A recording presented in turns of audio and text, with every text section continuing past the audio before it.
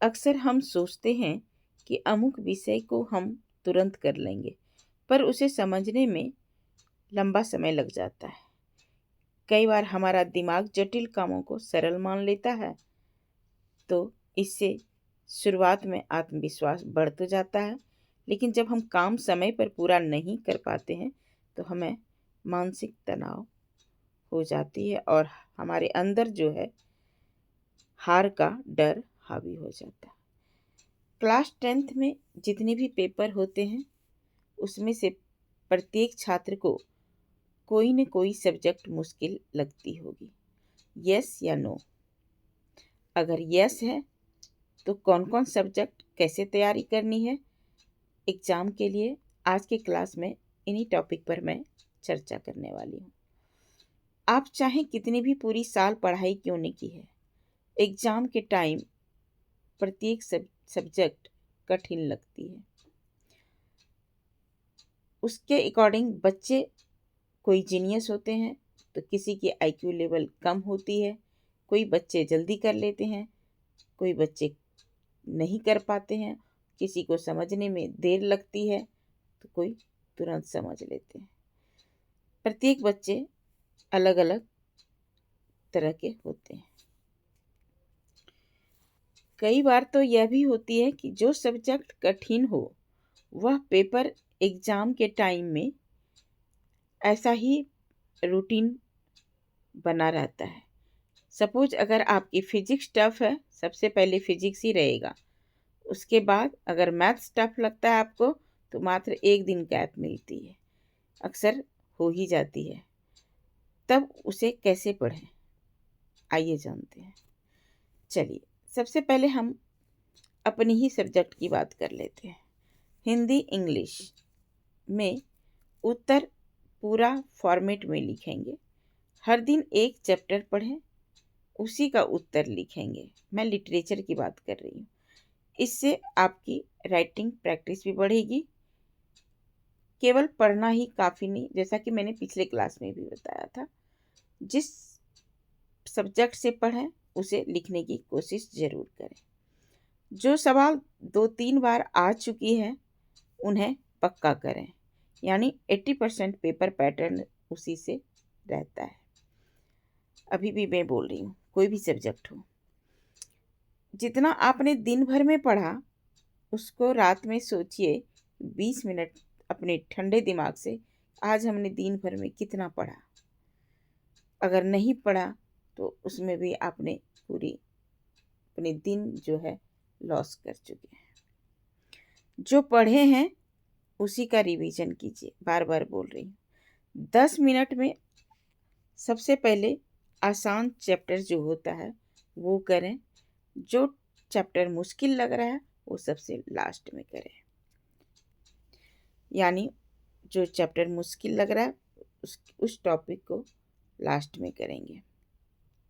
याद रखिए, class 10th आपके लाइफ का अंत नहीं, बस ये तो अभी शुरुआत है। 10th हो जाएगा तो 11th में चले जाएंगे, 11th मस्ती करेंगे पूरी साल, फिर 12th आ जाएगी। 12th जैसे ही आएगी फिर आपको मुश्किल लगेगी, फिर आपके अंदर डर की भावना बैठ जाएगी। फिर जब 12th कर लेंगे तो फिर अपनी करियर पे आ गई। इसी तरह लाइफ में स्ट्रगल चलते रहती है, वगैरह वगैरह, है कि नहीं। डेली रूटीन बनाइए 1 से 10 डेज का, यानी 10 दिन का। जो भी सब्जेक्ट हो कॉन्सेप्ट क्लियर कर होना चाहिए, कीजिए। जो बच्चे जीनियस हैं उसको मैथ्स टफ नहीं लगती है, लेकिन कुछ बच्चे कमज़ोर भी होते हैं, उसे मैथ्स टफ लगती है, बिल्कुल मेरी तरह। मैथ्स का फार्मूला याद रखिए, जो टफ है उसे सॉल्व कीजिए, नहीं आता है उसे किसी से पूछिए, किसी से डिस्कस कीजिए। आपके टीचर भी होते हैं, ट्यूशन टीचर होते हैं, सर क्लास टीचर होते हैं स्कूल के, पूछने में कभी भी संकोच मत कीजिए। जो नहीं आता है पूछना चाहिए। ये कभी भी आप अपने मन के अंदर नहीं समझिए कि अगर हम सर से पूछेंगे तो सर हमारे बारे में क्या सोचेंगे कि तुझे इतना ही नहीं आता है। यही अंदर जो डर होता है या हमें आगे नहीं बढ़ने देती है। अगर आपको नहीं भी आता है, ABCD भी नहीं आता है इंग्लिश में, अल्फ़ा बीटा गामा कुछ भी नहीं आता है ना, तब भी पूछिए, डरिए मत। केवल इम्पोर्टेंट प्रश्न कीजिएगा जो महत्वपूर्ण होता है, क्वेश्चन वगैरह। NCERT 100% कंप्लीट कर लीजिएगा। जो फार्मूला याद नहीं होता है उसे एक अपनी दीवार पे चार्ट बनाकर यानी कुछ चिपका कर उसमें फार्मूला को लिख दीजिए और हमेशा उसको याद करते रहिए। उसके बाद उसको डेली पढ़िएगा। चलिए अब बात करते हैं मैथ्स की। मैथ्स में 2 घंटे पढ़िएगा, रोज़ एक चैप्टर के महत्वपूर्ण सवाल कीजिएगा और जितना आप मैथ्स में सॉल्व करेंगे प्रश्न को उतना ही अच्छा मार्क्स आएगी और आपकी प्रैक्टिस भी बढ़ेगी। मैथ्स में पढ़ना नहीं होता है बल्कि प्रत्येक सवाल को सॉल्व करना होता है और उसके साथ साथ फार्मूला याद रखना बहुत इम्पॉर्टेंट है। अगर आपको फार्मूला याद नहीं रहेगा तो आपकी एक भी सवाल जो है सॉल्व नहीं कर पाएंगे। मैथ्स मुश्किल नहीं, प्रैक्टिस की कमी है। और मैथ्स में NCERT का एग्जाम्पल और एक्सरसाइज ज़रूर कंप्लीट कर लीजिएगा, आपके नंबर आने से कोई रोक नहीं सकता। अब बात कर लेते हैं साइंस की। साइंस में 1.5 घंटे टाइम डेली दीजिए।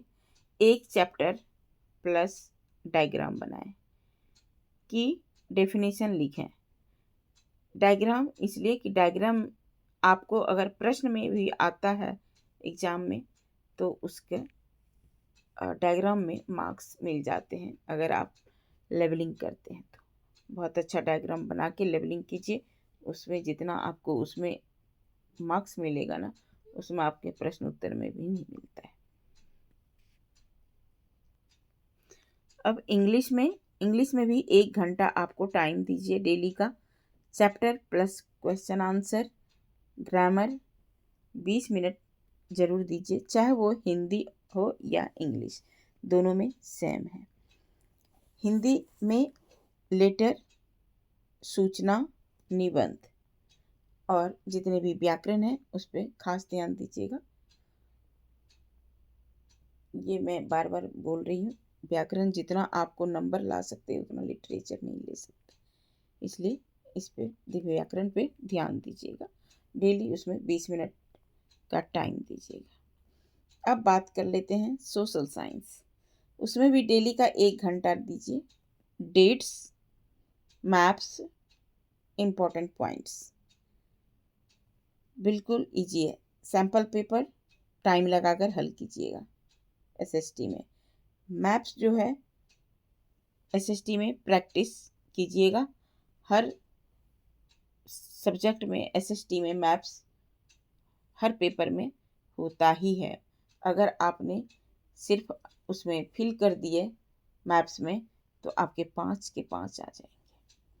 कितना इजी है, ना आपको लिखने में टाइम लगेगा और ना आपको ज़्यादा समय लगेगा, सिर्फ दिमाग का काम चलाना होता है। और फ्यूचर में SST ही ज़रूरत ज़्यादा पड़ती है कोई भी कंपटीशन में। हिस्ट्री, ज्योग्राफी जितने भी हैं, सिविक्स वगैरह जो भी है उससे ज़्यादा प्रश्न होते हैं अच्छे अच्छे कंपटीशन के लिए, आपको भी पता है। जब टोटल 1-1 घंटा प्रत्येक सब्जेक्ट में 1.5 घंटा आपने दे दिया ना तो रात को 20 मिनट प्रत्येक सब्जेक्ट का रिवीजन जरूर कीजिएगा। जो पेपर आपकी हो चुकी है यानी जिस पेपर का सब्जेक्ट का एग्ज़ाम आप दे चुके हैं उस पेपर का कभी भी आकर रीचेक नहीं करेंगे। ऐसा इसलिए, सपोज उसमें से आपकी 1-2 गलतियां हो गई तो आप माइंड से अपसेट हो जाइएगा, उसका इफ़ेक्ट नेक्स्ट पेपर पे पड़ता है। अगर आपको लगता है कि हमारी 2 गलतियां हो गई, आप उसी के बारे में सोच रहे हैं, अब जाकर दोबारा उस पेपर पे आप लिख भी नहीं पाएंगे। जो बीत गई सो बात गई। नेक्स्ट पेपर पर फोकस कीजिए, हो सकता है इसमें जो मार्क्स आएंगे उस मार्क्स में उसका मैनेज हो जाएगी।